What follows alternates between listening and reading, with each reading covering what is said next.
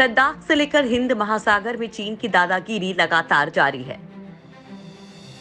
वो भारत की नाक के नीचे अपना ठिकाना बना चुका है, मतलब भारत ट्रिगर पॉइंट पर है। लेकिन इस बीच भारत की नौसेना के लिए बड़ा झटका सामने आया है। इंडियन नेवी की परमाणु हमला करने में सक्षम एकमात्र पनडुब्बी INS चक्र रूस लौट गई है। भारत ने 2012 में इस पनडुब्बी को रूस से पट्टे पर लिया था। परमाणु क्षमता से लैस ये दूसरी पनडुब्बी थी जिसे भारत ने रूस से पट्टे पर लिया था। हालांकि भारत के पास एक और परमाणु पनडुब्बी अरिहंत भी है, लेकिन उसमें एक हादसा होने के बाद से कोई अपडेट सामने नहीं आया और ये पनडुब्बी भी पट्टे की अवधि खत्म होने का समय आ जाने के कारण रूस वापस जा रही है। इससे पहले भी भारत के पास परमाणु क्षमता से संपन्न पहली पनडुब्बी का नाम भी चक्र था। वो पनडुब्बी तत्कालीन सोवियत संघ से 1988 में 3 साल के पट्टे पर ली गई थी, लेकिन उसके पट्टे की अवधि को बढ़ा दिया गया था। फिलहाल भारत के रूस के साथ संबंध उतने अच्छे नहीं रह गए हैं और इसी बीच INS चक्र के रूस वापस जाने की कुछ तस्वीरें सोशल मीडिया पर आई हैं। हालांकि इस मामले पर आधिकारिक तौर पर कुछ नहीं बताया गया है। रूस के अकुला 2 क्लास सबमरीन INS चक्र को 4 अप्रैल 2012 को इंडियन नेवी में शामिल किया गया था। अब उसकी जगह पर भारत और ज्यादा एडवांस सबमरीन लीज पर लेगा। उसका नाम भी चक्र ही रहेगा। भारत ने 2019 में 10 साल के लिए इंडियन नेवी को परमाणु क्षमता से लैस पनडुब्बी के लिए रूस के साथ $3 अरब का समझौता किया था। इस समझौते के तहत रूस 2025 तक भारतीय नौसेना को अकुला श्रेणी की पनडुब्बी चक्र 3 सौंपेगा। ये पनडुब्बी 2025 तक भारत को मिलने की उम्मीद है। इसका मतलब है कि इंडियन नेवी कम से कम 4 साल तक बिना किसी न्यूक्लियर सबमरीन के रहेगी। 40 साल बाद INS संध्याक फिर रिटायर।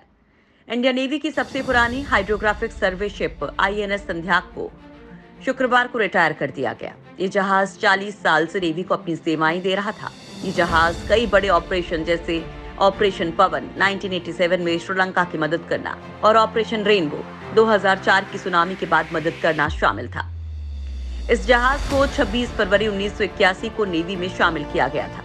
अपनी 40 साल की सर्विस के दौरान INS संध्याक ने भारत के वेस्टर्न कोस्ट, ईस्टर्न कोस्ट और अंडमान सागर में 200 से ज्यादा बड़े हाइड्रोग्राफिक सर्वे किए थे, जबकि श्रीलंका, म्यांमार, बांग्लादेश जैसे पड़ोसी देशों के लिए छोटे छोटे सर्वे किए थे।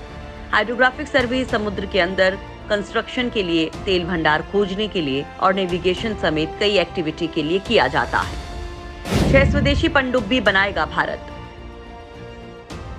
हालांकि रूसी पनडुब्बी के वापस लौटने की खबर के बीच भारत सरकार ने तगड़ी प्लानिंग भी कर ली है। मोदी सरकार ने लंबे वक्त से अटके प्रोजेक्ट 75 इंडिया को आखिरकार मंजूरी दे दी है। रक्षा मंत्रालय ने इस प्रोजेक्ट के तहत इंडियन नेवी के लिए 6 सबमरीन का निर्माण किया जाएगा। प्रोजेक्ट पर 50,000 करोड़ रुपए खर्च होंगे। अब इन 6 सबमरीन के निर्माण के लिए चुने हुए इंडियन शिपयार्ड को रिक्वेस्ट फॉर प्रपोजल जारी किया जाएगा। इससे पहले डिफेंस मिनिस्ट्री ने एक हाई पावर कमेटी अपॉइंट की थी, जिसने 8 इंडियन शिपयार्ड का मूल्यांकन किया था और इस प्रोजेक्ट के लिए 2 इंडियन शिपयार्ड को चुना। इसमें से एक सरकार की तरफ से संचालित मजगांव डॉक्स लिमिटेड है, दूसरा प्राइवेट शिपयार्ड LNT है। ये दोनों कंपनियां विदेशी शिपयार्ड के साथ मिलकर प्रोजेक्ट के लिए अपना प्रपोजल सौंपेंगी और बिड लगाएंगी। रक्षा मंत्रालय के मुताबिक इस प्रोजेक्ट को मंजूरी मिलना इसलिए भी ऐतिहासिक है क्योंकि ये स्ट्रैटेजिक पार्टनरशिप मॉडल के तहत अप्रूव हुआ पहला केस है। इन सबमरीन में एयर इंडिपेंडेंट प्रोपल्शनल सिस्टम भी होगा।